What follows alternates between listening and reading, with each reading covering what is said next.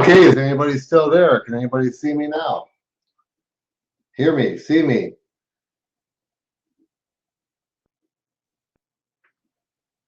Hello?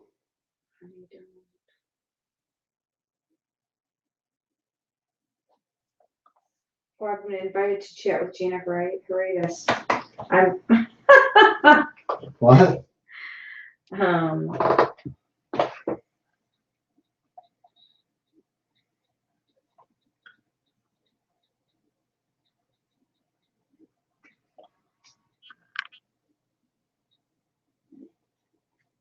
She said, I'm an idiot. I walked away. Are you handling with the chat? Okay. I said, no one can see or hear us. She said, there's a little delay, but no one can see anything. There's always a little bit of a delay. Yeah. I don't even know what anybody's heard if they can hear me now. One viewer popped up. It's probably you.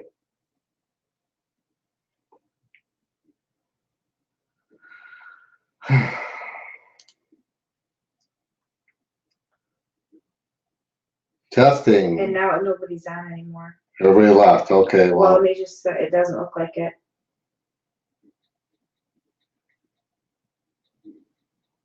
you and Gina. Good on 3. It's popping up now. It says 2 online over here. See you and I hear you. Oh, so I rebooted the program and now it's working. Is anybody left? You can see me and hear me. How do you know? That's what Gina said. Too little, too late? All right, well, sorry for the communication issues here, so I don't know what anybody heard or not. So I don't know. well, we can just, if you heard any of it, we can go over, refresh some of it, start from the beginning. The last thing I was talking about was relationships, how important they are in this business, because this really is a relationships business. I mean, you know, because your buyers, your sellers, your contractors, your realtors, your attorney, title companies. And it's important to let everybody know what you do. And so there's, for example, I just had a realtor call me, and I've been working with several different realtors, but some of them know me. If they sold me a property in the past, they'll call me up, you know, as soon as they get a property, say, hey, John, I've got this property. I think it's a good deal, you know, check it out. And they'll call me, you know, right even before they have it listed. So I'm the first one to know about it. So that's a good relationship to have with these kinds of realtors. And I have several of those. I've got quite a few deals from other realtors that would call me first, because they know I'm a serious buyer and I've bought properties from them in the past. If you're hearing this again, I'm sorry, but I just wanted to repeat that. You know, one of the local realtors here that calls me, he gets bank-owned properties from a local credit union. So I bought several from him, and I said that one of the properties I even got to do an assignment on when I wholesale it, because it was from a local credit union, and they don't have the big book of addendums where they don't exclude assignments like most of the big banks do, right? And so I actually assigned a wholesale deal that was a bank-owned property, which was pretty cool. So we're going to start over. And we're going to talk about, because I really like that you talked about in the beginning about not taking the rest of the year off, because this is a killer time of year to get deals. Okay. All right. Well, I feel bad, 'cause maybe some of you heard part of it. I have no idea what anybody heard. I'm sorry. But what we started off with was year-end deals. You know, you got a couple weeks left. You can get a couple killer deals. Find a deal, wholesale a deal, get them under contract. Last year, right around this time, we put in a bunch of offers, and the banks were willing to come down and work with you, because they wanted some of these properties off their books before the end of the year. I'm telling you, maybe, and of course, you never know what the asset managers are thinking, but last year it worked for me. I have 3 closings, 2 closings tomorrow. One we closed last week. So, you know, they're ready to move them out. If you can, got cash, you can close quick, or if you got a wholesale buyer that's got cash, get them under contract. Try to get them closed before the end of the year because, man, it can happen. You got 2 weeks left. Got a question. Got a question? All right, we're taking questions. Can I wholesale a property that is from someone who passed away and it is in a trust? You know what? That's a good question. If can you wholesale a property that's in a trust? Normally, in fact, I've got one under contract right now. So it's usually with an attorney. And the problem with the trust is that it's usually got to go in front of a judge. If it's a probate, I don't know what your situation is, but the one I have, I was even thinking about putting it in one of our different LLCs. He said, no, you'd have to go back in front of the judge and change all that. So it all depends what's in the original purchase agreement. You always sign your purchase agreement with your name and or assigns. Really, if there's no addendum that says you can't, you should be able to, but it does get a little different when you have estate sales. If you're going, you know, if they have to go back in front of the judge to get the deal approved.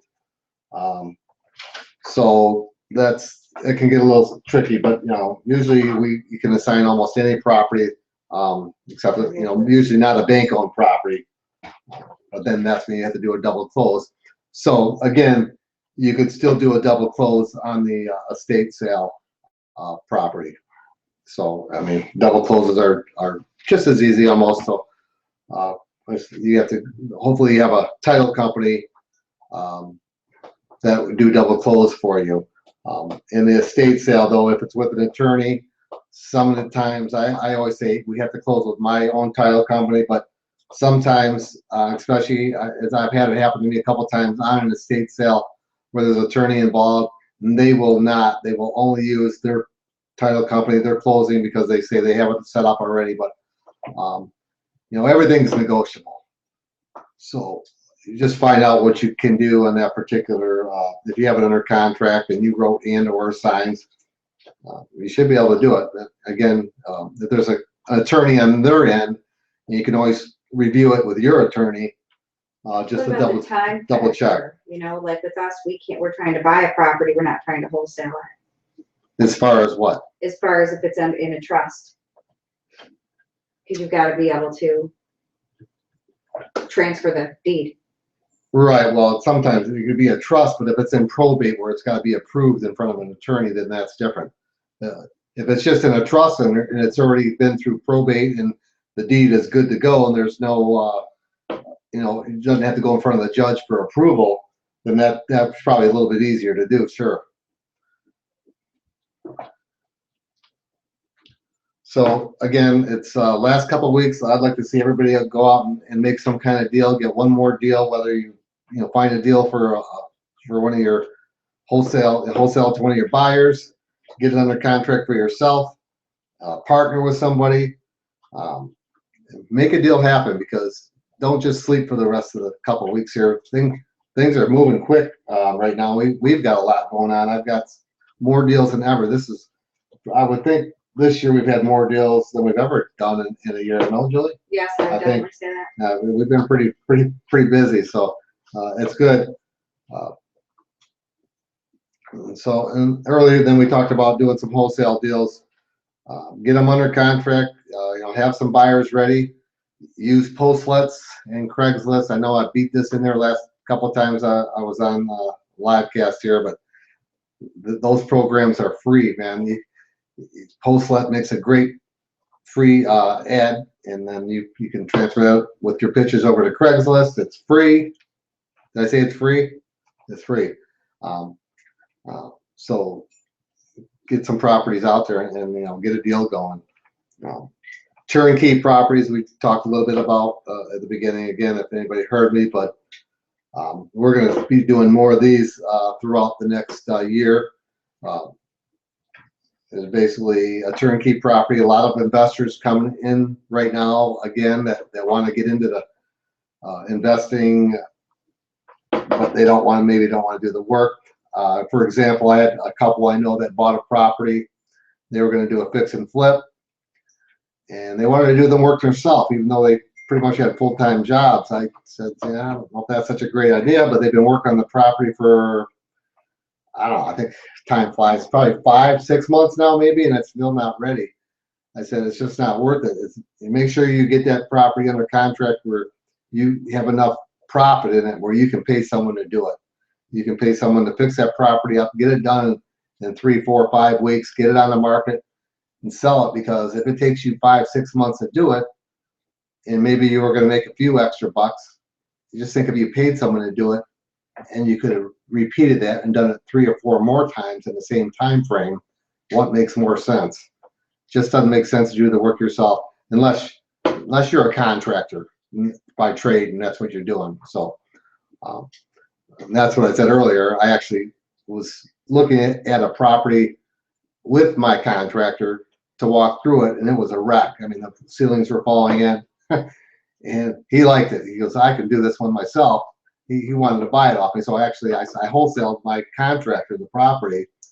Actually he's closing on that one tomorrow, because if he does the work himself, obviously, you know, he can make more money than if you were to pay somebody to do the work. But you've got to be able to have the option to be able to do that quickly and not hold on to it for 6 months doing a rehab because you got too much holding costs involved in that. You got electricity, gas, maintenance of the property, insurance. It'll eat up all your profits. It's just not, to me, it's not worth it to take that long to flip the property. You got to get in and get out and get on to the next one. That's what makes sense. It's move them out, you know, as quick as you can, because the more you can do, the more money you can make. So, you know, if you can make an extra $5,000-$10,000, but it takes you 3 times as long, you're not really making that much more money at all. And then we talk a little bit about fix and flips. You know, we do that as well. We've got like 4 of them going right now. I think we got one under contract. We just got it was on the market, and we just got signed the contract for a purchase agreement on that one. Just finalized that yesterday, so that'll be closing. FHA loan, you know, that takes 45 days at least. We've got a couple more that are almost finished. It should be going on the market in the next week or so. And another one following that, another one that we're closing tomorrow that I told you about, the relationships with realtors. We're closing, he brought me the property. We're closing on that one tomorrow. So that's another fix and flip. And relationships, we talk about, you know, besides realtors and all of your normal buyers and sellers, you want to have relationships with other investors as well, which is very, very important, especially if you want to partner, which we partner with people we have over the years. Oh man, we partnered with a lot of IE people. I mean, we've had a lot of good deals with many people. So if you have some money but you're a little short, you can partner with somebody to bring in the other funds, or maybe you don't have any funds but you've got a great deal. If you don't want to wholesale it, maybe you could partner with somebody to make a few more bucks, you know, to bring in some cash and split the profits whatever way you think is fair in the end. But relationships are so important in this business, and the longer you do it, the more people you talk to. It's just funny how things come together when I have people calling me. I say, hey, I've got a deal here, you know, and that's pretty cool, instead of always trying to, you know, find, you know, doing all the other hard work to find the deals. It's nice when somebody actually picks up the phone and calls you, and you just say, hello, and they say, John, I got this great deal over here. You know, we want to check it out. And, you know, we bought several properties that way. So it's good to have good relationships. You know, it's a good time of the year too, around the holidays. You think there's anybody out shopping at all the malls and everything right now? You know what I'm going to say, right? Bandit signs. Oh, you guys got to go out there and kill it right now with bandit signs. You put them out all the malls, mall exits, man. Even the exit signs or the stop lights or the signs of the close vicinity by these stores where all the traffic is. Just think how much traffic's coming out of the malls right now around this time of year. Get your bandit signs out there, man. This is a great time for bandit signs. Believe me, that's the easiest way to get your phone ringing. People that want to sell a house. I don't think there's any other easier and less expensive way to get your phone ringing than bandit signs. Did I say bandit signs? No, really, you guys. It's if you haven't used them, that's a must to go out and do. You've heard it from everybody, and of course, the people say, "Oh, I don't want to do it." Hey, if you want to make money, Okay. get a bandit sign.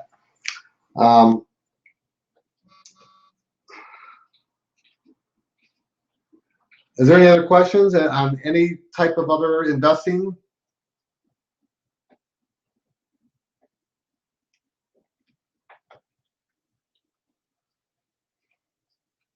Anybody? Tony said, how do you wholesale HUD/Fannie Friday props?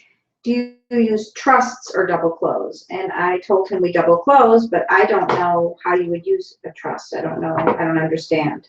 Oh, we're talking about wholesaling on a HUD property. I don't know if we ever wholesale a HUD property per se, but I would think that like anything else, you're going to do it. Trust. Pardon? It says, do you use trusts? I do not use trust. If I'm going to wholesale a property, I either do one of two things. That's all I've done is an assignment or a double close. You get that property under contract.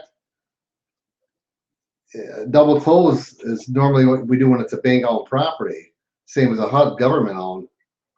I mean, you're gonna go to closing and you're actually gonna buy that property. So there's really no other issues. You're just gonna turn around and resell it. Within 5 minutes of you purchasing it.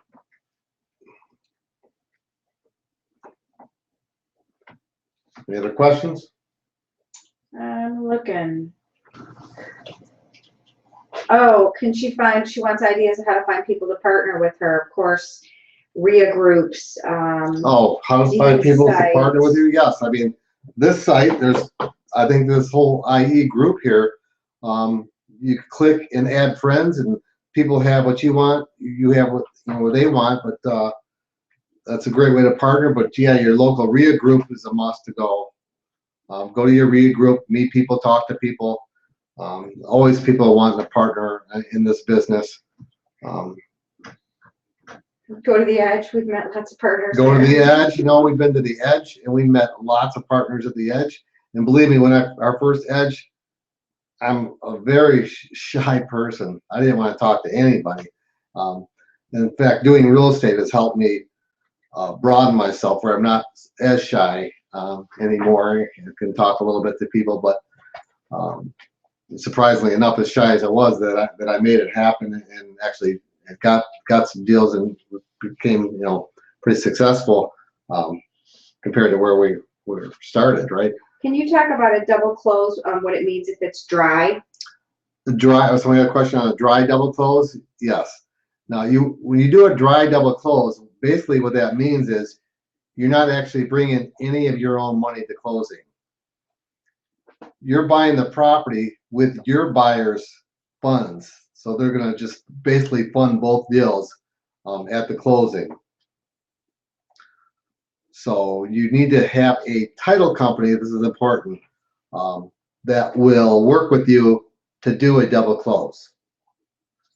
Okay, so you want to make sure that you get a good title company on your team, very important, because a double close really is a must, especially if you're wholesaling properties. You want to be able to do that. So, you can ask other investors in your area. It'll probably have a local RIA group or just other investors you may know locally. And they ask them, who they use, what title company they're using to do a double close, because that's a big key in getting that kind of deal done. But we've done many of them. So that the key is a dry double close is to have a good title company that will allow that. So, anything else? Take a peek.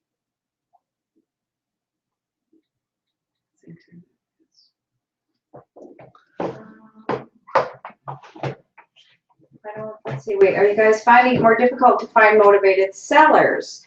Or are things still moving pretty quickly for you in terms of us finding sellers? Motivated sellers? Yeah, I mean, basically the bandit signs help us do that. In fact, I'm working, and again, when you use your bandit signs, if you get a call from somebody per se, and they're not real motivated today, keep a list. I talked about this before. You can do it, whether you got a yellow pen or you keep it on your computer, make a list and keep that and follow up with them every few weeks. And I've been doing that on one particular deal. I think I talked to this guy originally. He called me on a bandit sign up probably, I'm trying to think, probably 6 months ago. And, he didn't want me to look at the house. He said, oh, it's a wreck. But then a month later, he bought a condo. He's moving out. He's cleaning up. A month later, he wasn't quite ready yet. And just today, not kidding, his wife called me. And I'm meeting with her tomorrow to go through the house finally. Will it be a deal or not? I don't know. It's actually in my subdivision. And the houses are decent houses. They move pretty quick. And I know it's outdated and it'll need a total rehab, but if I can get it for the right price, it's great. But again, I followed up, and let me tell you about following up on this one. I called him and we stayed in touch. They called me back, and it's like I said, it's been like 6 months. I followed up with him about a week ago, and the phone number I had for him went to somebody else's phone. Like he got a new phone and somebody else got his number. So I thought, well, last time I talked to him, I know he was going in the hospital. So what I did is I went by the, stuck my business card in their door, and I have a postcard that says we buy houses. I put my name on there, and, and I've already talked to these people several times, so I put it in their mailbox. This was just like 2 days ago, and she called me today. Unfortunately, there was a situation where her husband did pass away, which is quite a drag.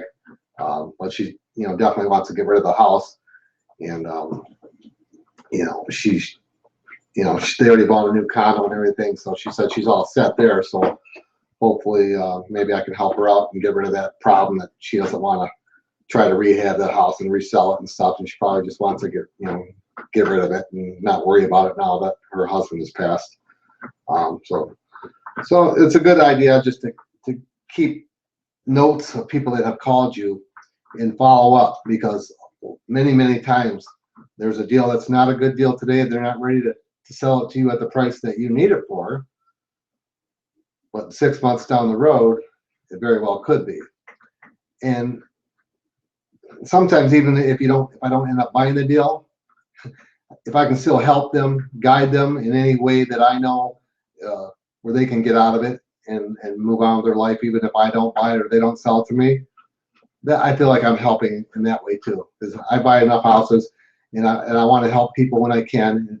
If the deal doesn't work for me to buy it, and they want to go another route, that's great, and I'm happy to pass on any knowledge that I can to help them to move on. Not trying to take advantage of anybody because somebody passed away or anything like that. So that's not how we roll. We want to help people. We have a reputation here. I think we have a good reputation working with many people in the area, and many other people, other investors that we've dealt with. So always good to be honest with everybody what you're doing, and try to help out when you can. Hopefully this was a good chat. It's about 10 o'clock now. I want to wish everybody Merry Christmas, and please go out and do the bandit sign. It's going to be great this time of year. go out and make a deal. Don't get lazy on us. We can get a deal before the end of the year. Go out and get one because you can do it.